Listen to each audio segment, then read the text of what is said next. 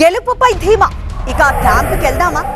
ఏం నడుస్తోంది తెలంగాణలో అంటే క్యాంప్ పాలిటిక్స్ అంటున్నాయి పార్టీలు. రేపు మున్సిపల్ ఎన్నికల ఫలితాలు వెలువడనుండడంతో ఇప్పటికే బీఆర్ఎస్ బీజేపీ క్యాంప్ పాలిటిక్స్ మొదలుపెట్టాయి. ఇక కాంగ్రెస్ క్యాంపులపై సమాలోచనలు చేస్తోంది. తెలంగాణలో రాజకీయాలు రసవత్తరంగా మారాయి. మున్సిపల్ ఎన్నికల ఫలితాలు వెలువడనుండడంతో అభ్యర్థులను కాపాడుకునే పనిలో బిజీ అయిపోయాయి పార్టీలు. గెలిచిన వారు కిడ్నాప్ కు గురి కాకుండా, ప్రత్యర్థి పార్టీలకు లొంగిపోకుండా క్యాంపులు ఏర్పాటు చేసుకున్నాయి. అభ్యర్థులను క్యాంపులకు తరలిస్తున్నాయి. ఉమ్మడి ఆదిలాబాద్ వ్యాప్తంగా క్యాంపు రాజకీయాలు పెరిగిపోయాయి. మంచిర్యాల జిల్లాకు చెందిన బీజేపీ నేతలు మహారాష్ట్ర చంద్రాపూర్ జిల్లాలోని తడోబా క్యాంపునకు తరలి వెళ్లారు.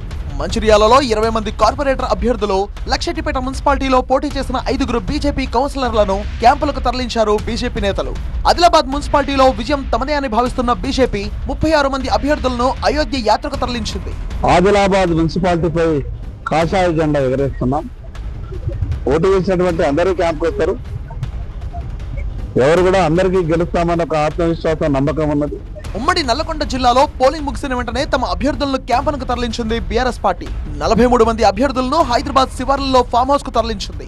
పార్టీ ఫిరాయింపులు జరగకుండా, ఇతర పార్టీల ప్రలోభాలకు గురి కాకుండా ఉండేందుకు, కౌన్సిలర్ అభ్యర్థులను కాపాడుకునేందుకు క్యాంపులకు తరలించామన్నారు బీఆర్ఎస్ నేతలు.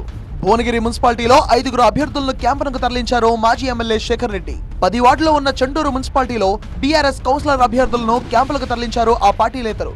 బీఆర్ఎస్ క్యాంప్ రాజకీయాలపై మండిపడ్డారు కాంగ్రెస్ నేతలు. కుట్రలు కుతంత్రాలకు పెట్టింది పేరు జగదీశ్వర్ రెడ్డి గారు. వారి కౌన్సిలర్ అభ్యర్థుల మీద నమ్మకం లేక వాళ్ళను ఆ రకంగా క్యాంపు రాజకీయాలకు తెరలేపడం జరిగింది. సూర్యాపేటలో ఓటమి భయంతోనే జగదీశ్వర్ రెడ్డి గారు ఈ రకమైనటువంటి క్యాంపు రాజకీయాలకు తెరలేపడం జరిగింది. మరోవైపు యాదగిరిగుట్ట మున్సిపాలిటీలో పోటీ చేసిన 11 మంది కాంగ్రెస్ అభ్యర్థులను క్యాంపునకు తరలించారు విప్ బీర్లా ఐలయ్య.